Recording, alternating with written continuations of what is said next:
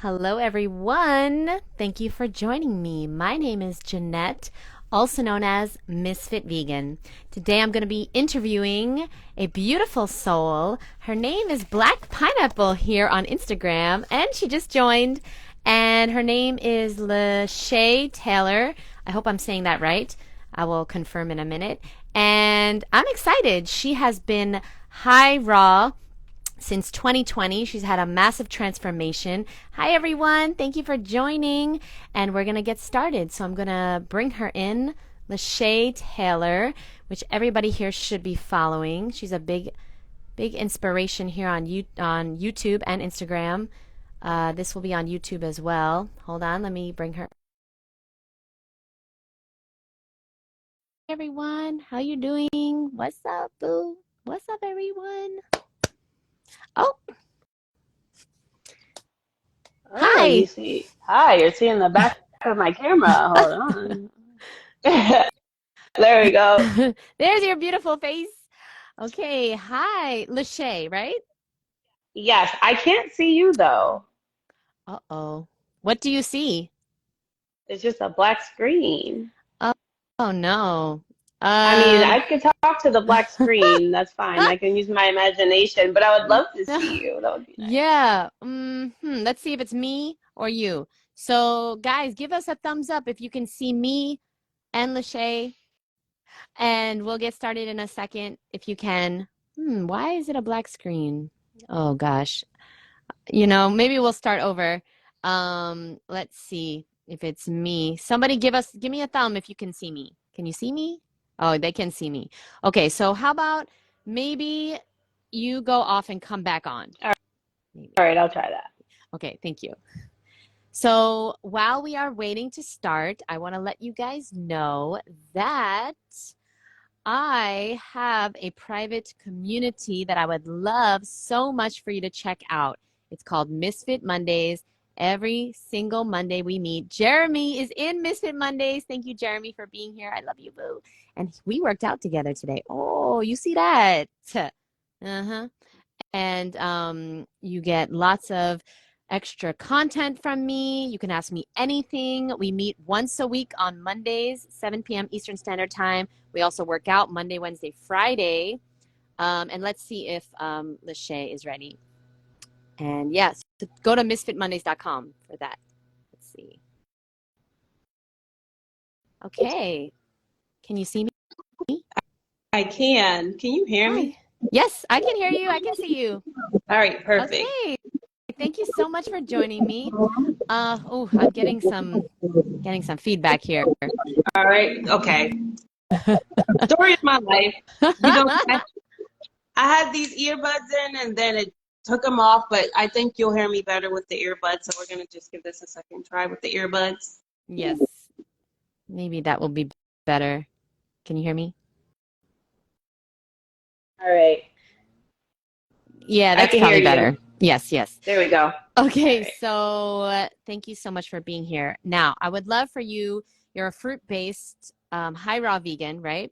And I would love for you to please tell everyone first of all, why did you decide to start on this journey? Were you dealing with any health issues? And did you find that they healed? What issues were you dealing with? And what has the raw foods done for that?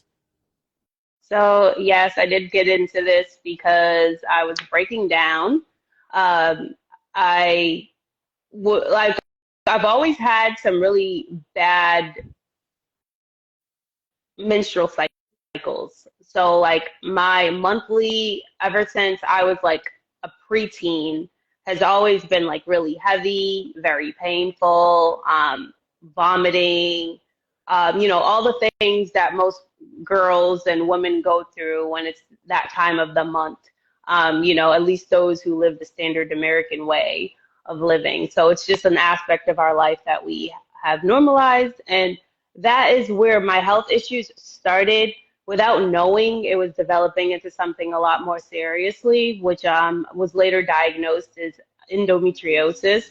So I had stage 4 endometriosis.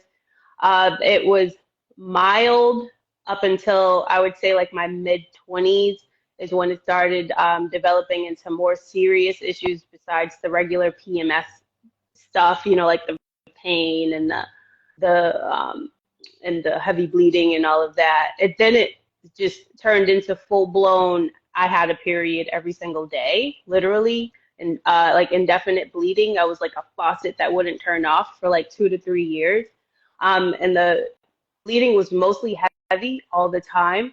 It came with clotting, and then because of the loss of iron, because of the constant bleeding, I started developing breathing issues, like my oxygen levels were very low. I developed a overproduction of mucus in my respiratory system. So I had like this really thick, viscous mucus that built up in my chest and my throat. And I could hardly ever breathe. I would like choke on the mucus, especially when I was sleeping. Eventually, like my mucus or just my saliva in general would have like little laces of blood inside of it when I would sit. I had really bad back pain. I was overweight, had severe anxiety, panic attacks, and high blood pressure, probably something else I can't think of. But I had a lot of health issues, and I literally felt like I was dying. And I was ignoring those health issues for a while until I couldn't ignore them anymore. I did have a surgery back in 2017. I had an oophorectomy where I had to have one side of my reproductive organs removed because I developed a tumor, an endometrioma, and it attached to one of my ovaries and one of my fallopian tubes. And it was starting to like the tissue from the endometriosis was starting to kind of move towards like my colon and like all these other organs. So it had to be removed basically. Then, yeah, that kind of led me towards like after the surgery not necessarily working. The only thing that positive that did happen after the surgery is I was put on hormone therapy. I was put on Depo-Provera, and it stopped the bleeding. So that was the positive. So for like a good 2-3 years, like I just didn't have a period, and that was a blessing for me because had nothing but a period for years prior to that. So I was also a very heavy drinker. I was depressed, so I drank a lot, smoked a lot of weed. How I ate was terrible. I ate a lot of standard American junk food. I love steak and cheese subs. I love pizza. I love French fries. I loved, snacking on hot Cheetos and, so all that stuff, just eating like how I was raised to eat really without really thinking about it. And, my lifestyle choices, they caught up to me essentially. And around 2020 was like the time of the pandemic, and my respiratory issues were getting a lot worse. And I was like in fear that whatever was going around, like I would be wiped out if it did, find its way to me. So that really sparked the action. I started taking action, and I kind of knew about the holistic way of living, coming across like Dr. Sebi, Dr. Robert Morse. Like I always wanted to make the choices, but I just never did. I always had the issue with knowing better and doing better. But it was when my back was against the wall and I really felt like I was dying is when, everything that I was learning over the course of those years, I started to actually implement it into my life. So I started on the raw foods in March of 2020. And I started off with a 7-day juice fast. And after the 7-day juice fast, I found this app called the Rawtarian. And it was like a subscription based, and I like paid for it for a while, and I just had access to all these different raw vegan like gourmet recipes, like nut-based cheeses and like raw desserts, and I used a lot of cashews. So I transitioned that way, and I felt a lot of relief. However, it wasn't the breathing issues and the anxiety didn't really I know like healing takes time, but I knew I could be like doing better. So I ended up joining a 30-day fruit feast ran by Orville Douglas on Facebook. And I did 30 days all fruit. And in 30 days, I lost 30 pounds. I had more energy. My skin cleared up a lot. I could breathe better. Like, that's when I learned the power of fruits, basically. And then I started incorporating more from eating into my routine, while being high raw, because I was still battling with the addiction of the cooked foods. So I'd still go on like these food binges, eating like Chipotle burritos and like vegan tacos and, stuff like that. Like I would do that for like a month until I started feeling like crap again. And then I would like start another detoxification phase. So it was like this pull and pull the first year between like just like breaking the habit of the old eating habits. But I was more consistent eating healthy in hindsight. So that was like the beginning of my journey. Wow, that was beautifully said. That's beautiful. And I'm curious, I always hear people need to hit rock bottom to change, which is what happened to me too, happened to you and so many of us. But is there anything you could have said to Lashay back then that would have like shook her before it was too late, before she had to suffer? Was there anything you think would have made her stop eating the crap before she was in severe pain? Um, Hard-headed, like literally hard-headed. I still I still suffer from my hard-headedness to a degree.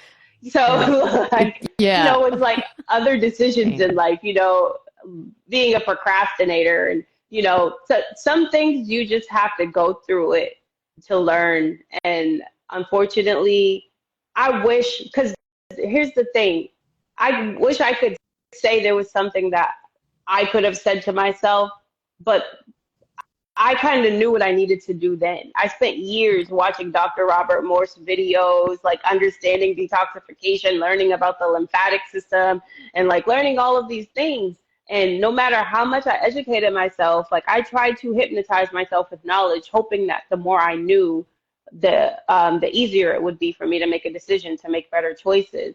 But ultimately, I was more attached to the addictions than I was to the belief that I even could maintain the discipline to break out of the spell of the eating habits, the alcoholism, the smoking, just like just the need to feed my desire to consume addictive things. So, yeah. Yeah. Thank you. I ask that because, so many of us are into this healthy living lifestyle, people following you, people following me. They're really inspired. They're eating healthy. They're getting healthier every day. And they want their family and friends to jump on board. And it's like, no matter what they say, they're not going to, they're not going to do it until they have to. We had to, you had to, watching this, if you're living a healthy vegan lifestyle. And that's the human nature. We don't do it until we have to. So your family and friends might have to go to that rock bottom. So yeah, that's what I wanted to say, because so many people are frustrated out there, So now, how did you do it then? How did you stick to it? How did you, out of nowhere, get the discipline to stick to this 30-day challenge that you took? The discipline came from desperation more than anything else. Like you just at a certain point, you get tired of being sick. You get tired of feeling like crap. You get tired of just like feeling sorry for yourself, because like ultimately I had to be real with myself and have a conversation with myself and tell myself, like, you're not a victim. You did this to yourself. Like you drank ridiculously every single day for years. Like you put these foods that were processed, that had chemicals inside of you for years. Like you hung out with people that didn't really have much going for them for years, so they were your influences to continue to make these kinds of choices. Like I had to come to terms that where I am even to this day, if I end up like caving in and eating something that I know I shouldn't be eating, but I just do it anyways because I want to, and then if I have a stomach ache afterwards, I legitimately will sit there and be like, you did it to yourself. Like, ain't nobody do it to you. You're not a victim. So, yeah, I just, what kept me disciplined at that point was the hope and just the belief, just having faith that by the end of those 30 days, I would just feel better, that I would be able to breathe a little bit better. Because that was like the biggest thing. And I was having a lot of anxiety and panic attacks. And it was the anxiety and it was the panic attacks, actually. Out of all the bad symptoms that I had over the years, the one that triggered me to make that the true transition was the anxiety and the panic attacks. Because I was having panic attacks when I was driving. So I would be on the highway, and then all of a sudden, here comes the shortness of breath and the heart palpitations. And then now I'm on the highway, surrounded by all of these cars, and now you want to have a panic attack. So, okay, I'm driving, and I'm trying to calm myself down because, like, I don't want to just, like, lose it while I'm behind the wheel. So if I felt like it was really escalating, I would pull over, and then I would, like, very desperately, while I'm kind of, like, panicking, Googling the nearest emergency room just in case I have to get myself there to get off the next exit, like keeping it together. Like that's how like bad it would get. So I knew it wasn't sustainable because I drive for a living basically. I'm an agent and I'm like driving all over my market, and like something had to change. So those panic attacks really was the catalyst to really sparking the action part of my health journey because I knew what I had to do. I just had to do it. So that was definitely it for me, for sure. So it was just the promise that I'd be able to breathe a little bit better, or the hope I would breathe a little bit better, that I would feel better in my body, that the back pain and all of this stuff that was wrong with me, I would just gain some relief. And I actually did. So when you start to see results and you start to feel a little bit better, it's like that positive reinforcement that you need to keep on in the right direction. Yes. Why? Can you please, thank you. Can you please explain to everyone how the food affects your mood and your anxiety, and how do you think that changing your diet from a standard American diet to a fruit-based diet helped you with your anxiety and panic attacks? What do you think what's the word? Happened in your body to do that? Really, when I understood that a lot of my health issues was basically toxicity and toxemia, I knew that I just had to detoxify. So nothing is more detoxifying than anything that will be high in water. So the high water fruit basically flushes your system and it loosens up all the constipated waste that's just been sitting in your gut, or the constipated or stagnant lymph in our lymphatic system. So once I understood that, so basically I just knew I had to detoxify. So eating all of the fruits and so the fruit was high in water. So it was giving me the hydration that my body so desperately was begging for and needed for the longest time. And then it has the fiber also with it. So the water in the fruit is hydrating me, and then the fiber in the fruit is almost like a broom sweeping it away. So when I started losing waste and just like using the bathroom a lot more, I would feel more relief. You know, like number one, I was actually just using the bathroom a lot more. Before, I wasn't really having bowel movements the way that you're supposed to if you have a healthy digestive system. So I'm now using the bathroom more, meaning I am releasing a lot of toxicity from my body. The more toxicity I was losing, the more calm I felt inside. So it's just really just you're holding on to a lot of toxins that don't belong inside of you, and it creates these imbalances in your organ systems, and then it like clogs up your eliminative organs. So, you know, just understanding that and just having faith that I'm on nature's operating table right now. Just eat and just have faith that what I'm eliminating is helping to release some pressure in my body. Are you an Arnold Ehret fan? Arnold Eric, yes, the rational fasting Yes. and mucusless diet, yes. Yeah, because he talks about nature's operating table. I think that was like he coined that term. I got that from Orville Douglas, He must have gotten it during he from tells, Arnold yeah, Eric. I'm interviewing Orville on Sunday. So yeah, that's that's really cool. awesome. And so now I'm curious, can you please dispel some of the myths that people think about a fruit-based diet? I'm sure you get a lot of the same questions over and over again from clients and people curious. What are some of the myths, things that you questions you get about a fruit-based diet? And can you just tell them can you just display the truths that people are confused about? Oh, yeah, fruit, too much sugar, that's how you get diabetes and, stuff like that. Or you just need more than fruit. You need to get all of your nutrients from everything, and, it's not enough protein and all of that. All I can talk to is just my experience with eating high fruit. I've done it all. I've had high protein diets, and, too much protein led me to where I eventually was led ultimately.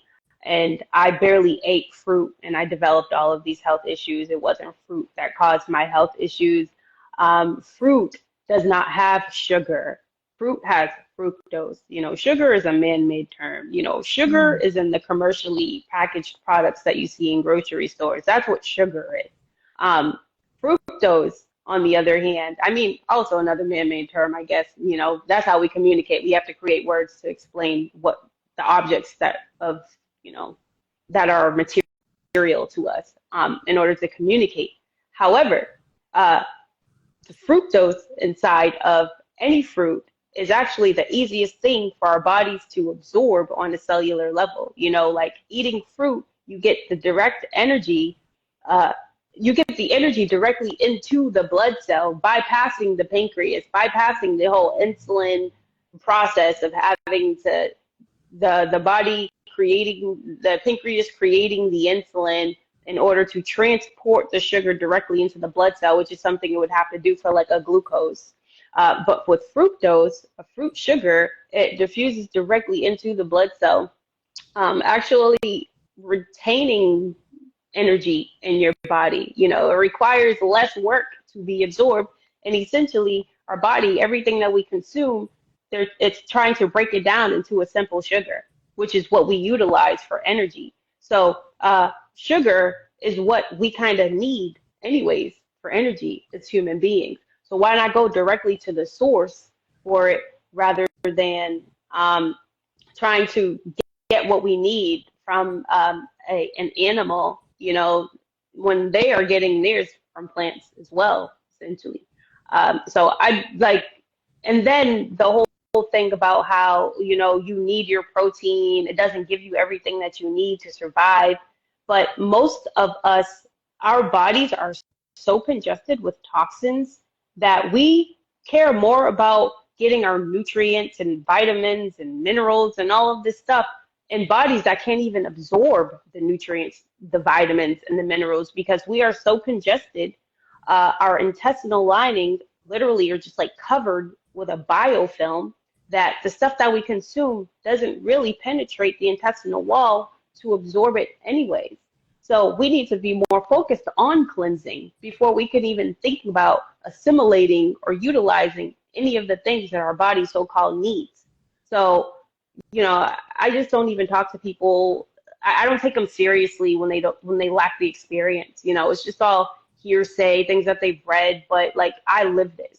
And all I can tell you is that I was dying when I was eating processed food or meats, or even when I thought I was eating healthy based on the food pyramid, when I thought I was making healthier choices and I wasn't seeing any change in my health. But I did start seeing a change in my health when I started eliminating all of the things that I used to eat. And when I just focused mostly on fruit, allowing my body to cleanse itself. Cleansing is what got me the results of where I'm at right now. It wasn't adding a whole bunch of nutrients in my, the cornucopia of all the things that our body so-called needs. It was actually just not eating a lot fasting and eating a lot of fruit and cleansing my body. And that's what got me my vitality back. Yeah, I mean, you have a great point, and I want to talk about this because you have a great point, and I agree that elimination is more important than addition, absolutely, when it comes to healing and cleansing. But the problem that I have found over the years is that so many times people go on a cleanse or a juice fast or an all fruit fast or water fast or whatever they're doing. And like when they come off it, they go back to eating the crappy food. They binge because they're so hungry, especially if you're doing a juice fast. So my question to you is, how can somebody avoid that? How can somebody cleanse and avoid binging on the unhealthy, crappy food when they're done cleansing? And I've done that. I have detoxed to retox Oh, you've done that. countless Yeah. times. I have done that. Yeah, yeah. And it's something I 100% try to tell people. Like my interview with Jillian Berry, I was talking about that, like detoxing to retoxing, and like telling people do not do that, because it could actually lead to more problems, if anything else, because you're, number one, you're putting your body through this like up and down, pull and pull process of like, you're finally giving it what it needs, and then you're clearing your organ systems, and then you're bombarding it with poisons again. It's almost, you're better off with the junk to filter out the junk that you're constantly already going to be putting in there. At least there's something coating it and it's not penetrating your organ, so to speak. Right. As in, you're cleansing yourself. And then I think that it has to be a lifestyle change and not just a cleanse.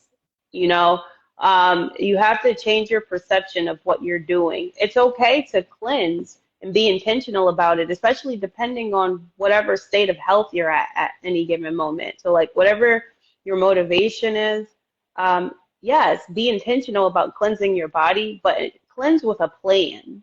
Like, okay, just like I said, like I did a 7-day juice fast and then I transitioned into raw vegan, because I had an intention to make a lifestyle change. So the lifestyle change, when you know that you're going to be doing this for the rest of your life, or at least from what you can perceive or plan for, you don't delve into the extremes of it, because you know this is what you're going to be doing every day. So it's like a slow but steady progress over time, instead of like trying to rush the healing process, which is what a lot of us do. We try to rush it because we're so desperate in our state of health, or whatever it is our reasons are for doing so.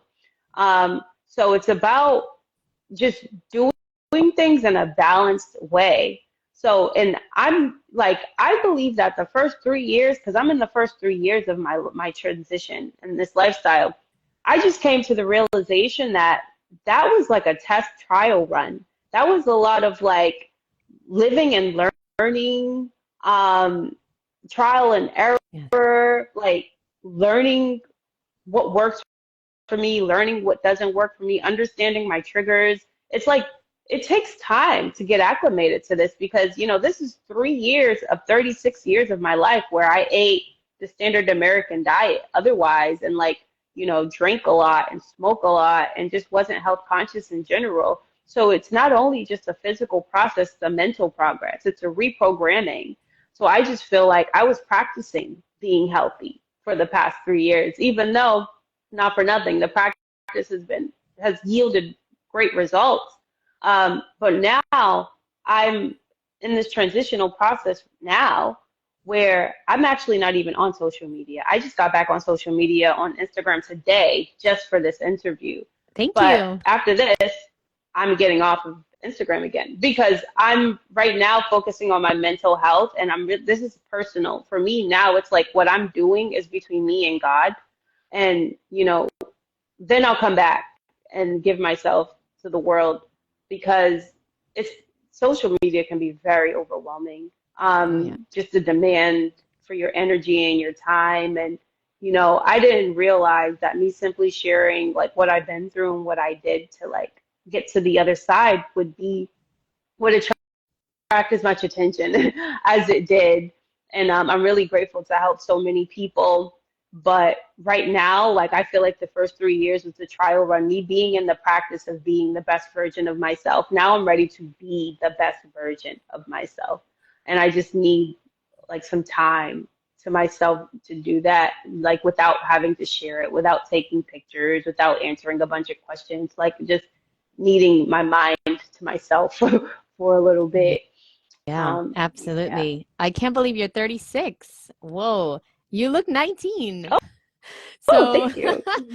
and I agree, social media can be very toxic, especially like sitting there, like in your room, like on your phone, like just like this the whole day. Like you have to go outside yourself and see what you're doing. Like that's not a healthy practice to have your phone right here and you're just here and you're just not moving your body, you're not breathing fresh air, you're not outside, you're like in the metaverse. And yeah, yeah, I for sure understand and I struggle with it too myself. I try to go on social media like outside when I'm at the beach or at the park because like just imagining myself in a room all day, sitting on the computer, it's like that's not why I got into this lifestyle, to be inside all day, to be on the phone all day.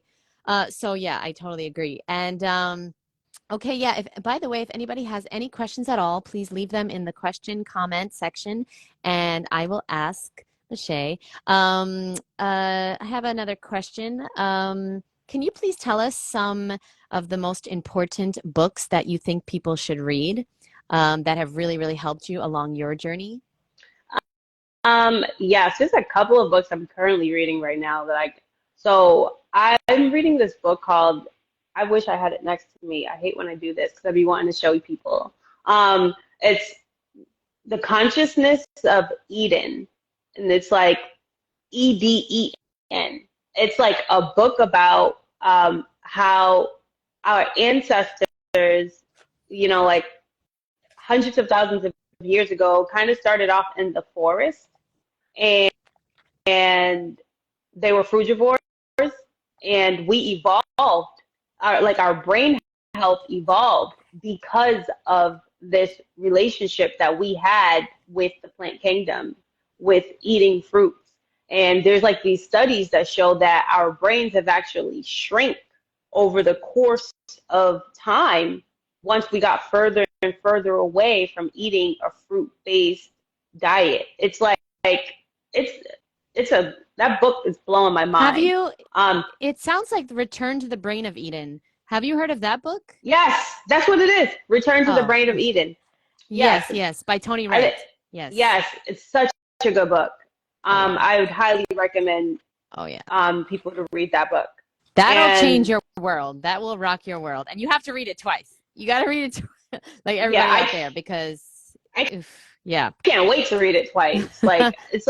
It's one of those things where because I'm eating such a high amount of fruit and my brain is like even the way I'm communicating with you right now, like I've always been like a decent speaker, but like my ability to communicate because of just eating like mostly fruit, like it evolves you, like it cleanses your Yes. body, but it also regenerates your cells, your brain cells. Like you just think better, you think clearer, you communicate better, you have more clarity. Um, and Yes. the way I can absorb that book is crazy because it's not like a layman's term book. You have to like know how to you have to have reading comprehension skills to get through that book. Yeah. Basically, it's not a coloring book. I'll say that. Um, No. And by the way, I just want to second what you just said because it's hard to explain what a high fruit diet does to your ability to communicate and absorb information. Like, guys, you have to feel it. It's not possible for us to really explain. Like, I totally know what you mean.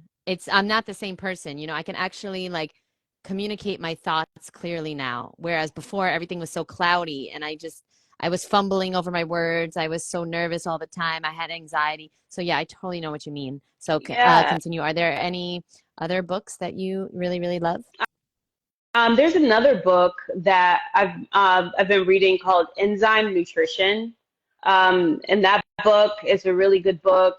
It goes in on it talks about digestive enzymes, and it talks about how like cooking your food kills the enzymes in your food, which forces your pancreas to overcompensate to break down what we eat. So it talks about like the enzymes in our bodies and like the function of the enzymes. So you have like amylase, which is like the first like step of the digestive process. It starts in your mouth with your saliva. So the amylase is in your saliva, and the amylase is meant to break down the carbohydrates in your body. And then you have like protease, which is an enzyme that breaks down protein, and you have lipase, that's a digestive enzyme that breaks down fats. And our bodies we have enzymes to break down our foods, but it talks about how we have a limited amount of enzymes. Like we are born with all of the enzymes that we're going to have. And our enzymes are not only to digest foods, but our enzymes are also to like regenerate our health, regenerate our body when it's in need of repair, our organ tissues. So our bodies, every function of our body, there's nothing that we do that doesn't require an enzyme. So enzymes are very important, and we have a limited source of them. So every time we eat something that our body isn't meant to consume, like processed foods, chemical foods, or dead foods, even if they're considered healthy, once you cook them, you kill them. You take the enzymes out of it, and then you force your pancreas to overcompensate by utilizing its limited amount of digestive enzymes to break down the food. And they say that it's the best thing to eat living food. What makes the food alive really is the enzymes inside of the food, because it helps break down itself as well as the stuff that's kind of been sitting in your gut that's gone undigested. So enzymes are very important, and we're supposed to be eating food with enzymes in it because it takes the burden off of the body, and you can enlarge your pancreas. And this isn't like a hearsay, a theory-based book. This is a book based on clinical studies. Like this is like a scientific book. So like putting that into perspective made me like, I mean, I already knew, but it like internalized the reasoning, or it put the logic behind consuming living food, you know, like food that's really high in enzymes. And like really the only food that does have enzymes are fruit. So like it's important to have fruit in your day-to-day life, period. Like to not eat fruit is like anti-life. Do vegetables, like in green leafy vegetables, do they have enzymes? According to that book, it says that only fruit have enzymes. But Interesting. I don't know.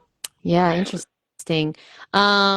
Yeah, there's so much conflicting information out there. You know, I recently asked someone, I can't remember who it was, maybe Dr. Furman. I asked someone, like, is this true? Because I've always read that we are born with a certain amount of enzymes. And they said, no, that's not true. You know, like, there's just so much conflicting information out there. So I just try to, like, take what resonates and leave the rest now. Exactly. Because, you know, you're gonna drive yourself crazy, like, trying to figure out what exactly is true in this world. So now Tessa has a question for you. So she's been on a fruit-based raw vegan diet for 2 years, and she still has anxiety, and she's always nervous all the time. What are some things that you would recommend for her to do for that? Well, she's nailed the nutrition part down, but what are some other daily practices that you have found that have worked for you and really helped with your anxiety?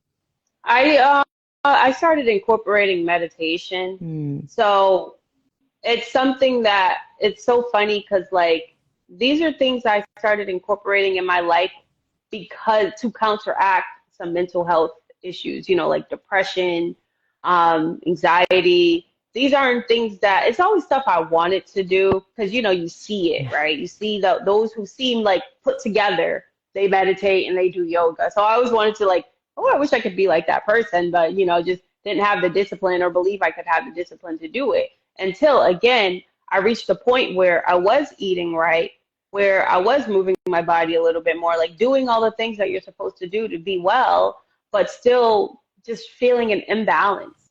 So that's when I started getting into the practice of meditation, because it was really hard for me to meditate at one point because I didn't just know how to. Like I didn't know how to sit still and be with myself and not do anything besides just trying to tap into myself. I couldn't do it for more than a minute, especially like in this culture of like stimulation, like we're being stimulated at all times. We've got our cell phones. We're addicted to having it in our hands. You know, we get buzzes and dings and we respond to it. The TV's on. There's people around you. People need you and all of this. And like just feeling so overwhelmed by life.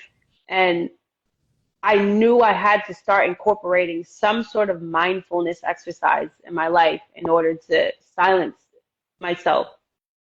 So not only meditation, but I started off with breath work meditation, breathing. Like breathing is so important, and it's one of those things that we really don't know how to do because we don't consciously do it. It's one of those autonomic nervous system things. We just breathe. You know, our bodies breathe for us, but we don't breathe for our bodies. And once I started breathing for my body, it changed the game. Like I will not go a day without practicing breath work. So as soon as I get up in the AM, before I do anything else, I'm a creature of habit. So I started to like practice breath work, this breath work meditation using this audio on YouTube. It's like a free 20-minute breathwork audio by Shiva Rasa. And I use the same one till this day. And I've been doing it since like January of this year, since December of last year. And it's just a 20-minute guided breathwork meditation. And now I can do it, you know, without even thinking about it. But you're basically just like, you're doing diaphragmatic breathing repetitively. And then you stop and hold your breath for 60 seconds. And then you do the diaphragmatic breathing repetitively again. And then for the second round, you hold your breath for 90 seconds. And then you do the diaphragmatic breathing. And then you hold your breath for another 90 seconds. And then you just go into this meditative state. And then you breathe regularly for like 10 minutes. And then it's over. And that's just how I started. And when I first started, I couldn't hold my breath for 20 seconds. But now I can do it the 90 second. I can do it for longer than 90 seconds. Sometimes when they say to release the breath, I'll just still sit there for like an extra 30 seconds. Like I can hold my breath for a long amount of time just from like the combination of the fruits and then just like breathing intentionally just for that little bit of time. And it makes me present.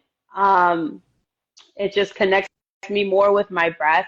And when I breathe, I think of ether. It gives me a sense of oneness or connection with the all, with everything, because without breathing, we can't exist. So when you're breathing, it's like a hit of crack. Like it's what we need to live. You know, it's like being conscious of that fact. Like you feel connected to the ether because without that breath, like you're nothing.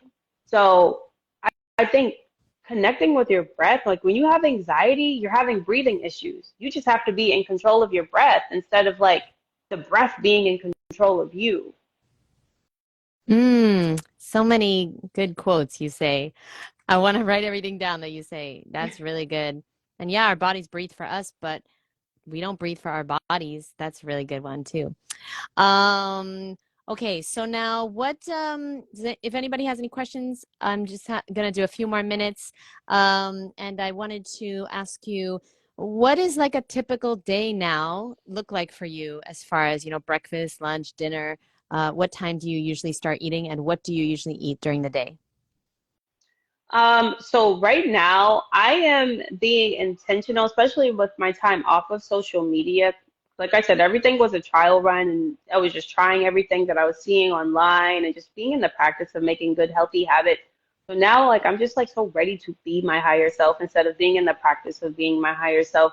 So something I told myself I wanted to do over this, like before the summer started, I told myself I'm going to start patronizing more local farms, to eat more locally grown food, to be connected with like just like the local soil in my environment.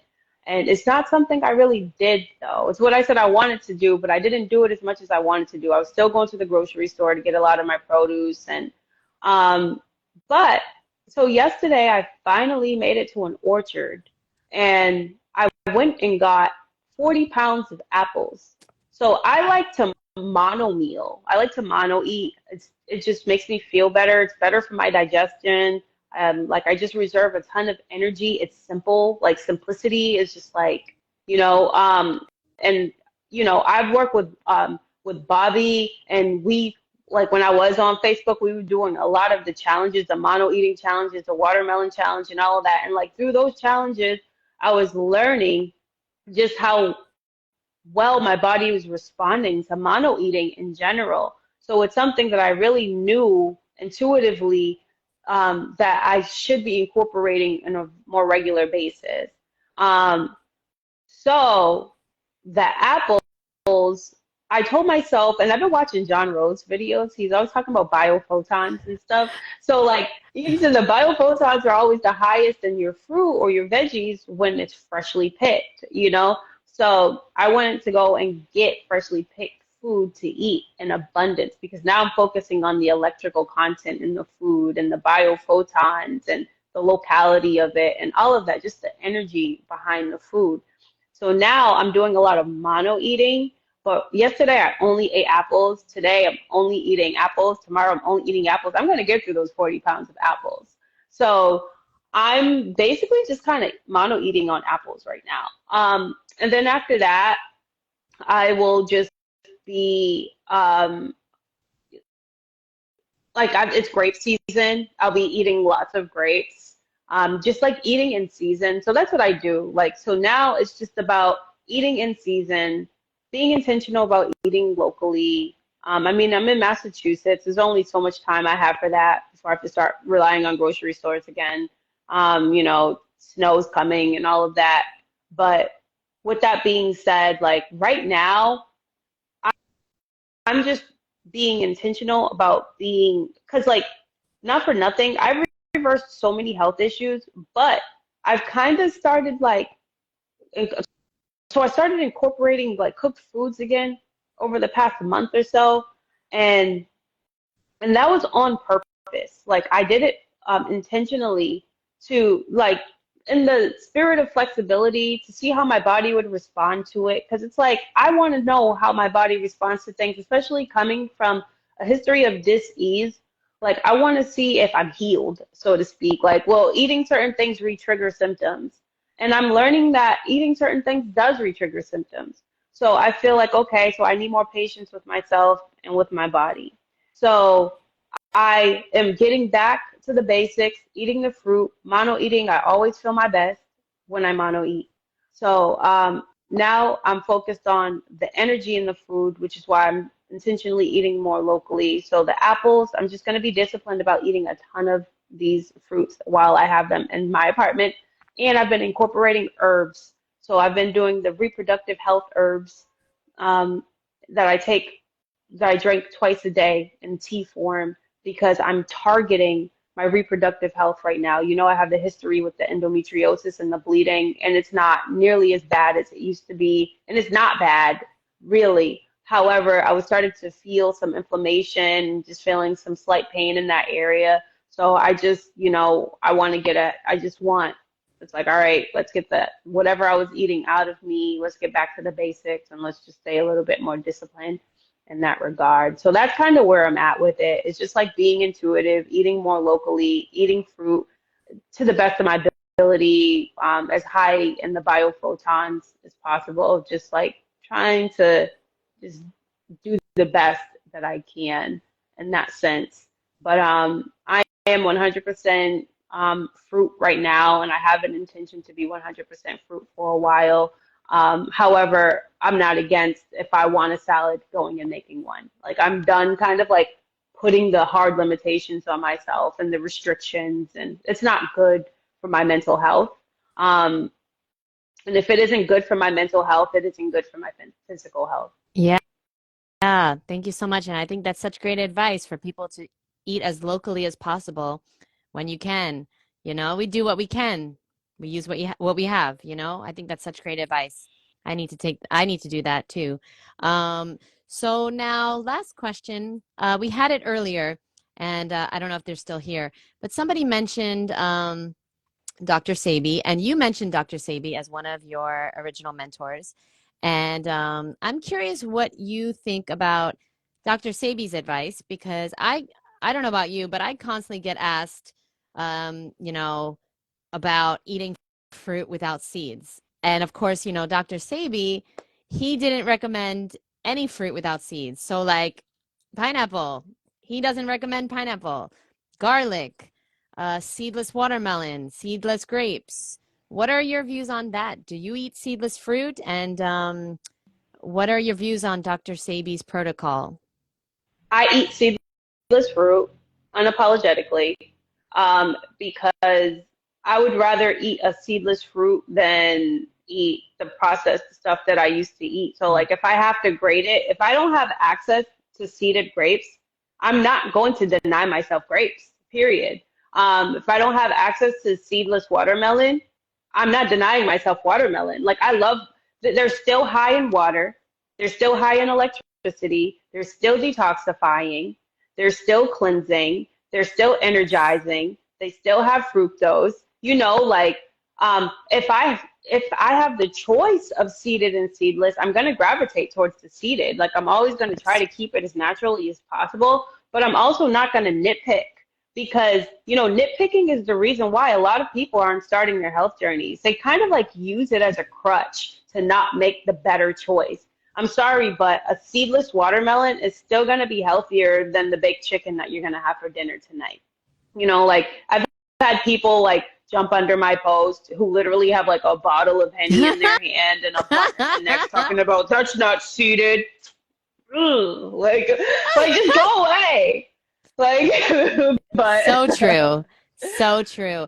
Oh, this is so good. So I sell fruit at a farmer's market and I had seeded grapes. Like I had the muscadine grapes for sale. And like these guys came up and they had like a bunch of like, I don't know what they were eating, but like it was like fast food, some type of fast food. And I smelled it, you know, French fries and all this stuff. And they're like, are these grapes seeded or seedless? And I was like, they're seeded. They're like, whoa, they bought them all. And I'm like, wow, you guys are really excited about the seeded. They're like, yeah, we only eat seeded fruit. And in my head, I was like, yeah, that's why you're eating the fast food too. Like, you know what I mean? Like they had right. all this fast food. And I was just like, oh no. It's No, crazy. no, no. Like the standards, like you only have standards for fruit, but you don't have standards for anything else. So I'm like, okay, so that's like a seedless burger you have in front of Tell you, 'em. right? Yeah, is there seeds in the burger? Tell them because this is out of control. It's Like really, asinine. we truly have got out of control as humans. You know, it's asinine. Yeah. Oh, okay. So there you go. I agree. And I think Dr. Sebi's information is so valuable, but there are certain things that, yeah, we can't do in this world yet. Maybe when we grow our own fruit, that will be amazing. We'll grow seeded grapes, of course, right? But until then, you know, I will have to, me too. I can't be raw. I can't be healthy if I'm going to be 100% perfect because it doesn't work. It doesn't work. We don't live in a perfect world. We don't. Yeah, right. Unfortunately, we have these practices where there are seedless fruits and, you know, like whatever. All I know is that I didn't eat a ton of seedless fruit during the Orville Fruit Feast Challenge, but somehow it helped eliminate tons of mucus from my body. Somehow it helped reduce the symptoms that I was having. It helped me lose weight, it helped clear up my skin, it helped create some clarity. So the lack of seed didn't hurt me more than it helped me. So I just feel like it's the intellectual acrobats people like to go through to deflect from the fact that they're just not going to make good choices in general. Like, so instead of just like making a better choice, they make an excuse for why they're not going to. Oh yeah, well, it doesn't have seeds. Oh, well, it has pesticides. They poison all the fruits anyways. This and that. You might as well just like live the life that you want to live. We're going to die soon anyways. There's no need to be perfect. Yeah. And this, like, whatever, like, you don't stop trying to like justify the bad choices you're going to make anyway. Just say this is how you want to live and you just don't have an interest in taking care of yourself. Like, that's fine too. That's a choice that you consciously make. We have free will. No one is a victim to that besides yourself. But don't come to me and make it seem like I'm doing something wrong, even though all I eat is fruit. You're telling me I'm doing something wrong because I'm eating fruit without seeds in it. I still make better choices than you. At least I'm eating something that grows from the dirt. It still came from the earth. It still required sunlight and water and a seed. It still required a seed to grow it. It's like, what do you think grew the seedless fruit? It still required a seed. So I'm still more closer to God living and eating this way than you are going to Chipotle or Dunkin' Donuts or McDonald's or Burger King or Sonic's or whatever it is you get your food from. So like you're living in alignment with the industrial food complex, and I'm still living in alignment with the laws of nature. So like just go away. Oh, so good. That was so perfectly said. Yeah, sometimes like my family members, they used to ask me, they would be like overweight, they would have all these health issues, and they would be like, "Oh, do you know where you get your protein from? Like, where do you get your protein?" And I used to respond, "Well, where do you get your diabetes from?" Because like they're not questioning where they're getting their health issues. I have no health issues, but they're questioning where I'm getting my protein. But clearly, I'm not dying, but they are. But it's like the word, society is just so backwards and Yeah. fucked up. But okay, last question. Well, Lean Oval wants to know, what about not organic? They say, for example, strawberries are so poisoned that we shouldn't eat unless organic.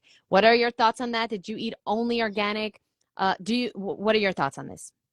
So I try to be somewhat conscious when it comes to my consumption of certain kinds of produce. So like, yeah, like strawberries are on the dirty dozen. I will not eat honestly, I won't even, I'm not a fan of strawberries unless they're local, in general, because I used to buy the organic strawberries at the grocery store and they were always tart. They were hardly ever sweet.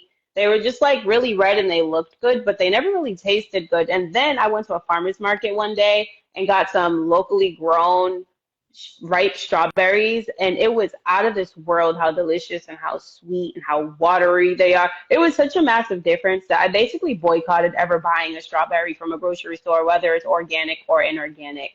But in general, when it comes to organics, um, I don't mind buying not or non-organic just for affordability if it has a hard shell. So like oranges, I don't care if they're organic or not. Watermelon, I don't care if they're labeled organic or not. Like cantaloupes, anything with like a shell or a hard covering, or some sort of tough skin, I will buy conventionally grown. I don't mind.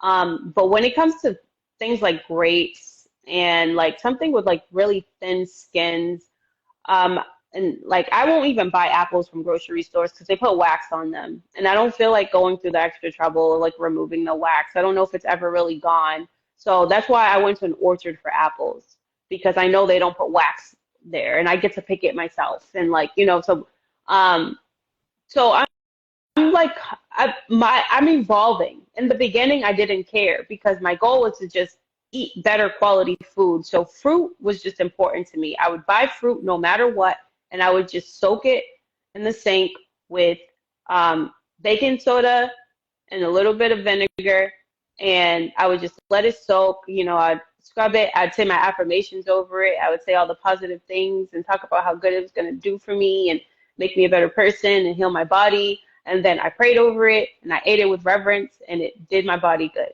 because your energy matters too. Put your energy into the food. These are living organisms. The food is living. So talk to it. Speak affirmations into it because it has water in it, and water holds memory. And when you consume it, you're absorbing the memory in your body. So, like, don't eat with fear. Eat with reverence, no matter if it's organic or not. But I've evolved over time and become more conscious with my choices just through the practice of making better, like of eating better over time. You evolve. As you cleanse, you evolve. So don't overthink it. Just eat it because it's still going to be better than eating like a burrito. It's still going to be better than eating dehydrating food that clogs up your stomach and constipates you and makes you sick over time. So eating a strawberry that has pesticides on it is still going to be healthier than eating some strawberry fruit snacks. Just like have discernment and use common sense. And ultimately, we're using this to scrub our internal organs, to cleanse our bodies and get back to balance. You can be perfect over time, but in the beginning, let's just become consistent. Yes, that's perfect. Yes, I completely agree. And that is awesome. And I want to say thank you very, very much for your time, for your wisdom and knowledge, and for coming on social media for us. because Well, thank you. somebody needed to hear this. And thank you very much for everyone that is still here and everybody that's watching on YouTube. Are you taking clients right now? Do you coach people? How can people connect with you? I'm not taking Mm. clients. I'm not a coach. I mean, usually I welcome people, I open my inbox to people, but I'm not on social media right now. I'm just doing this for my own mental health reasons right now, just like trying to lift myself out of a depression and just really focusing on just my outside and just like, just getting my things in order and just focusing on my health journey and keeping it to myself so that I can level up. But I'm going to keep my Instagram open. You can continue to follow me. I do at some point, I will be back, with just a different reinvigoration and energy to be more valuable to you guys. I'm no good to you if I'm no good to myself right now. You can follow me on YouTube. I will be actually having some level of activity on YouTube. So I'm not going to be like interactive as far as like Instagram. I've deactivated Facebook. Like I have no intention on going back on Facebook for a while. But YouTube, I do believe that I will be integrating some stuff, intuitively when I have like a message inside of me that I feel like I need to share. Will be going on there. So if you want to follow me on YouTube, it's Black Pineapple.